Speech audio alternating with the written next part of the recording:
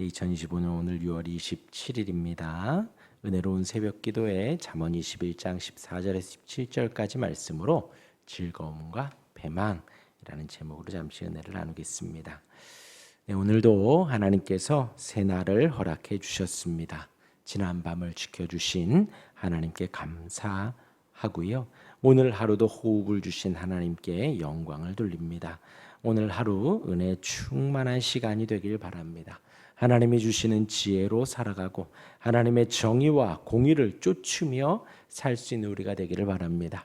세상의 즐거움이나 세상의 연락을 위해서 살아가지 아니하고 오직 하나님의 공의와 정의, 하나님의 사랑을 향해 나아갈 수 있는 우리가 되기를 바랍니다. 하나님의 놀라운 손길이 우리를 인도하실 것입니다.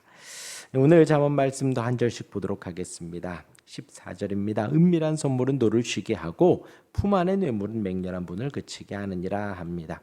은밀한 선물, 품 안의 뇌물, 이렇게 좀 가만히 주는 것이죠. 어떤 의미일까요? 뇌물과 선물을 통해서 그 사람을 화나는 것을 좀 멈추게 하고 또 맹렬한 분을 좀 그치게 한다라는 것입니다. 그런데 이것은 사실 조금 불법적인 이야기이지요. 악인에게 있어서 만약에 그 은밀한 선물과 품 안의 뇌물을 준비하는 사람이 악인이라면 정의가 굽어질 수가 있고 공의가 사라질 수가 있습니다. 하나님의 지혜가 아닌 그 사람의 탐욕이나 그 사람의 이익이 이렇게 영향을 미칠 수가 있지요. 그렇기 때문에 그러한 것을 이제 옳지 않다라고 봅니다. 뇌물, 선물, 그렇게 이제 안 좋은 의미가 있는 것이지요. 그러한 뇌물과 선물이 중요한 것은 사람의 노를 쉬게 하고 사람의 맹렬한 분노를 가라앉힌다라는 것이지요. 어떤 분노를 가라앉고 그 사람의 마음을 가라앉힌다라는, 쉬게 한다라는 것이 지혜롭게 보일 수도 있지만 방금 말씀드린 그런 흐름 속이라면 그 성격이 분명하지 않기 때문에 부정하다라고 보는 시각이 지배적입니다. 그러니까 은밀한 뇌물이나 품 안의 뇌물은, 선물은 주지 말라는 것이죠. 주지 말라는 거예요. 그러나 이제 또 다른 해석이 있습니다. 당시에 고대 근동 사회에서 공개적인 보상이나 처벌 외에도 은밀한 선물을 주기도 했다라는 거예요. 그것이 이제 사회적 관습 속에 있었다라는 것이지요. 이는 단순한 뇌물과는 구별이 됩니다. 관계를 회복하기도 한다라는 것이죠. 또한 갈등을 조금 가라앉힌다라는 것입니다. 갈등을. 그러하니 지혜로운 선물이 된다라는 것이지요. 당시에는 이러한 일들이 공개적으로는 못하고 좀 그러한 일들이 있었기 때문에 관계를 회복하거나 갈등을 완화시킬 수 있는 하나의 지혜가 되기도 했다라는 것입니다. 사람들 많은 데에서는 말하지 못하지만 이렇게 뒤에서 말을 하고 하면 좀 감정이 좀 수그러들고 분노가 좀 잦아드는 일들이 있지요. 그러한 것을 말을 하는 것이죠. 그렇다면 긍정적인 의미에서 분노나 맹렬한 분을 그치게 할 수 있기에 좀 쓸데없는 싸움이나 다툼이나 또 많은 희생이 있는 전쟁이 그칠 수 있다면 그것은 또 지혜가 되기도 하는 것이지요. 그러한 입장도 14절에는 담겨져 있습니다. 이어서 15절입니다. 정의를 행하는 것이 의인에게는 즐거움이요 죄인에게는 배망이니라 했습니다. 잠언에서 정의와 공의 하면 제가 뭘 떠올리라 그랬죠? 예수님의 십자가를 떠올리라 했습니다. 하나님께서 그 정의를 이루시기 위해, 공의를 완성하시기 위해 아들을 이 땅에 보내신 것입니다. 하나님께서 입법하시고 하나님께서 정하신 그 생명의 법칙, 그것을 이루시기 위해 하나밖에 없는 아들, 독생자 예수를 이 땅에 보내신 것이지요. 그러하기에 정의와 공의 하면 십자가의 죽으심을 볼 수가 있는 것입니다. 참된 정의와 공의는 주님의 십자가입니다. 그 십자가를 바라고 따르는 것이 정의입니다. 그 십자가를 바르고 바라며 한 걸음 한 걸음 나아가는 것이 공의입니다. 또한 성도에게 있어서는 그것이 기쁨이고 즐거움이 됩니다. 예수님은 나의 용서함이 되는 것이지요. 단순히 우리를 용서해 주신 것이 아닙니다. 하나님이신 그분이 오셔서 십자가를 지시고 모든 물과 피를 쏟아 그 십자가에서 나의 죄 용서함이 된 것입니다. 또한 나의 죄 용서함을 넘어서 나의 의로움이 되었지요. 나를 칭의해 주셨습니다. 또한 나를 양자 삼아 주셨습니다. 그 모든 것이 다 예수님의 이름, 주님의 십자가 때문입니다. 십자가가 나의 구원이 되고 나의 천국 기업이 됩니다. 그러기에 정의와 공의, 예수님의 이름 십자가는 우리의 기쁨과 즐거움이 되어집니다. 그러나 죄인은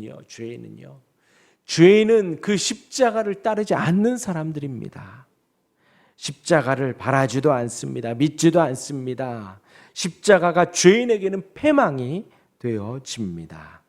바울도 말했지요. 고린도전서 1장 18절에 십자가의 도가 멸망하는 자들에게는 미련한 것이요, 그것만큼 미련한 것이 없지요. 구원을 얻는 우리에게는 하나님의 능력이라 그것만한 능력이 없습니다. 예수님의 능력이지요.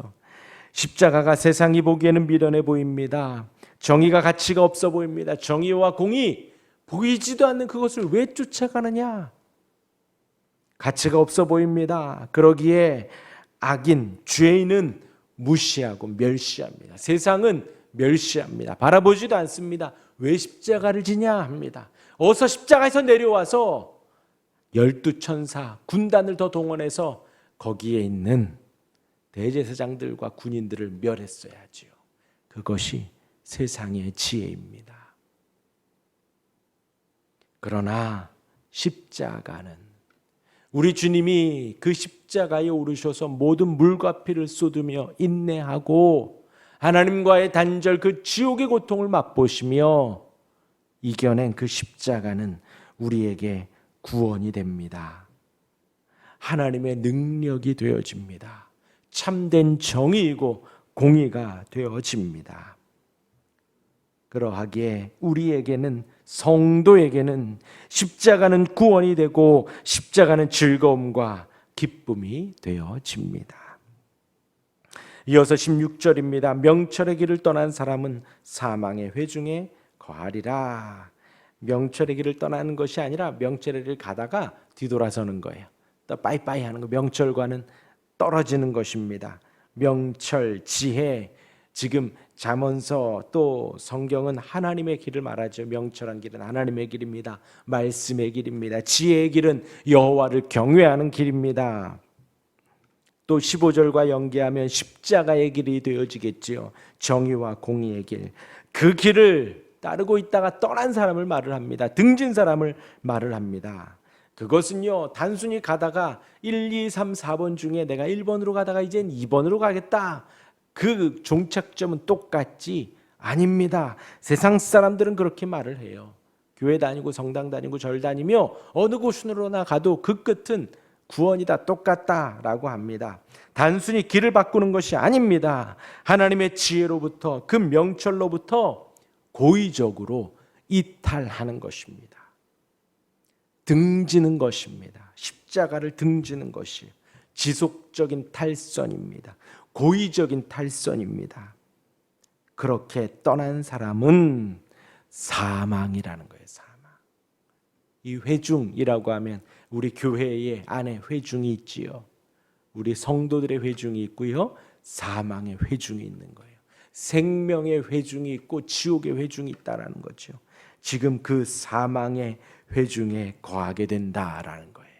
지옥에 간다라는 것이죠. 우리 주님을 따르다가 등지고, 우리 주님을 믿고 예배하다가 등지고, 그 십자가를 따르다가 정의와 공의를 따르다가 등진 사람들, 그들의 결국은 사망이다라는 것입니다. 지옥이다라는 것입니다. 마지막 17절입니다. 연락을 좋아하는 자는 가난하게 되고 술과 기름을 좋아하는 자는 부하게 되지 못하느니라 했습니다. 잠언은 계속해서 게으름을 경계하지요. 게으르지 말라 그러지요. 이어서 여기서는 연락이라 합니다. 연락이라 하면 우리가 전화 연락하고 문자 연락하는 것이 아니라, 그것이 아니라 연락, 기쁨과 즐거움입니다. 그러니까 기쁨과 즐거움만 쫓는 거예요. 그런데 뭐 즐거움 쫓을 수 있죠. 그러나 지불할 능력 이상으로 소비하는 것을 말하는 것이죠. 그렇게 즐거움을 추구하는 것, 그런 사람은 가난하게 된다는 거예요. 어려운 말씀 아니에요. 마땅한 것입니다. 수입보다도 지출이 많으면 가난하게 되는 거예요. 내가 마땅히 써야 할 것, 그 이상으로 사용을 하게 되면 가난하게 되는 것이지요. 이어서 술과 기름이라 하면 연회나 기념행사를 말을 합니다. 그것이 어떻게 그냥 되든가요? 우리가 추석 설만 지나도 많은 음식을 준비하더라도 돈이 많이 들잖아요. 그런데 잔치하고 파티를 하는 것입니다. 술과 기름, 그것은 파티를 하는 거예요. 사람들을 불러다가. 연회나 기념 행사를 말을 하지요. 그런 것은 지출이 큽니다. 그냥 단순히 밥 한 끼 먹는 것 정도가 아닙니다. 그런 이들은 부하게 되지 못한다라고 합니다. 우리가 즐거움과 패망이라고 합니다. 이것이 성도에게 즐거움을 말을 하는 거지요. 그 성도의 즐거움이 뭘까요? 성도의 즐거움이 정의와 공의, 십자가를 따르는 것이 성도의 기쁨과 즐거움입니다. 또한 성도의 기쁨과 즐거움은 무엇일까요? 명철의 길을 가는 것이죠. 여호와를 경외하는, 하나님을 섬기는 길을 따라가는 것입니다. 또한 연락과 술과 기름을 좋아하기보다 하나님을 예배하고 하나님을 높이고 인내하고 참으며 하나님 허락하신 만큼 우리가 지출하면 되는 거예요. 그것이 성도의 즐거움이 됩니다. 그렇지 않을 때에 우리는 패망하게 되죠. 지옥에 가게 되는 것입니다. 오늘 말씀 기억하시며 주님의 십자가, 하나님의 공의와 정의, 명철의 길을 쫓아 살아가는 우리 모두가 되기를 주님의 이름으로 축원합니다. 아멘. 기도하겠습니다.